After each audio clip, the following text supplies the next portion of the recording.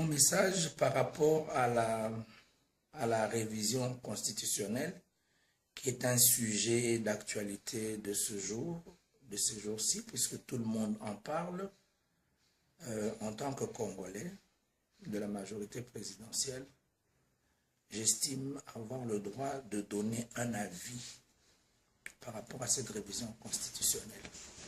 Nous, de la majorité présidentielle, aux élections de 2011, nous avons eu un candidat, qui est Joseph Kabila Kabange, à qui le peuple a confié un mandat.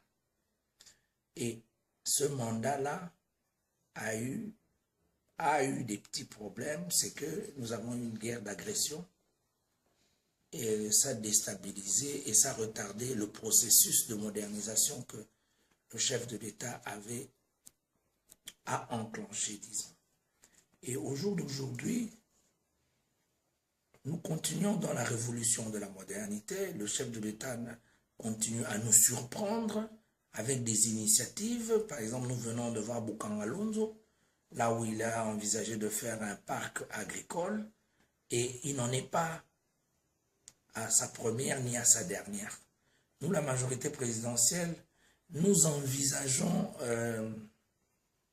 l'émergence de la RDC à 2030. Et qui fait que certes, nous sommes régis par une constitution qui était une constitution entre belligérants, une constitution de paix de braves, une constitution de compromis. Mais aujourd'hui, nous étions en 2006, il y a eu des élections où le candidat de la majorité avait remporté. En 2011 aussi, le candidat de la majorité a remporté. Et les effets que le candidat de la majorité catalyse nous amène à réfléchir à la retouche de la Constitution. La retouche de la Constitution ne concerne pas simplement le mandat du chef de l'État. La retouche de la Constitution concerne aussi certaines options fondamentales. Certaines options fondamentales, il n'y aura pas que l'article sur le mandat du chef de l'État, parce que le chef de l'État, c'est un individu. Mais cet individu est soutenu par un système qui est la majorité présidentielle, qui a un programme. Et comme ce programme-là, tout le monde l'apprécie, même ceux qui nous critiquent à tort, nous avons estimé que, dans l'intérêt du peuple congolais, que notre programme de la majorité, nous devons le continuer. Et si nous devons le continuer par rapport aux prescrits de la Constitution et par rapport aux prescrits des règles élémentaires de la démocratie. C'est-à-dire, la majorité présidentielle va respecter la Constitution. Et la révision constitutionnelle est constitutionnelle. Parce que nous sommes en politique et la politique ne fait pas de cadeaux aux autres. C'est-à-dire, nous avons conquis le pouvoir, nous l'avons cherché et nous allons développer tous les mécanismes légaux pour le contenir et le garder le plus longtemps possible. Donc aujourd'hui, c'est tout à fait légitime que nous, majorité au pouvoir, puissions nous battre pour conserver ce pouvoir et le plus longtemps possible. Donc aujourd'hui, la majorité présidentielle va voir dans toute latitude comment faire pour réviser la Constitution. Et en révisant la Constitution, il y aura certains articles sur lesquels qui seront retouchés et auxquels on va donner un nouvel contenu par rapport aux réalités propres de la RDC. Parce que je m'insurge en faux contre ceux qui veulent comparer la RDC aux autres États. Okay? Aujourd'hui, ceux qui apparaissent comme des donneurs de leçons n'ont pas de leçons à donner à la RDC.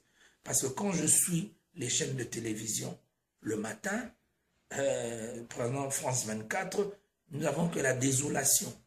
Il y a la désolation en Irak, il y a la désolation en Libye, il y a la désolation en Syrie, il y a la désolation dans la Palestine et Israël.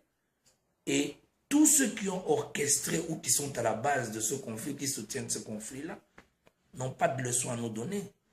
La majorité présidentielle et le chef de l'État a fait un effort pour mettre fin à la guerre d'agression qui freinait le développement de la RDC parce que beaucoup de moyens étaient consacrés dans la protection du territoire et la protection de la souveraineté de la RDC. Et aujourd'hui, Joseph Kabila a donné à la RDC toute sa souveraineté. Donc il est tout à fait normal qu'aujourd'hui qu'il puisse envisager de faire mieux que ce qu'il a fait. Et moi, à mon avis, en regardant la vision du chef de l'État, je me dis que ce que le chef de l'État a fait jusque maintenant n'est même pas le 1/10 de ce qu'il pourrait faire pour les RDC.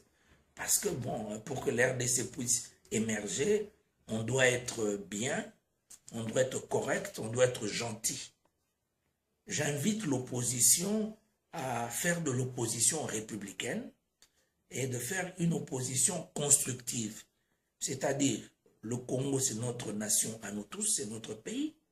Quand il y a des choses qui sont bien faites, ben, il faut applaudir. S'il y a des choses qui sont mal faites, bon, il faut réprimer. Il n'est pas dit que nous, en termes de majorité, qu'on n'est que là pour voir. Bon, dans tout système, même dans toute famille, il y a des choses qui se passent bien, il y a des petites écueils par-ci, par-là, mais bon, on essaie de les régler avec amour. Les Congolais, on doit avoir l'amour du prochain. Et on doit s'accepter mutuellement. Là où toi, tu n'as pas bien fait, si l'autre peut faire, mais donnez-lui la chance de faire mieux.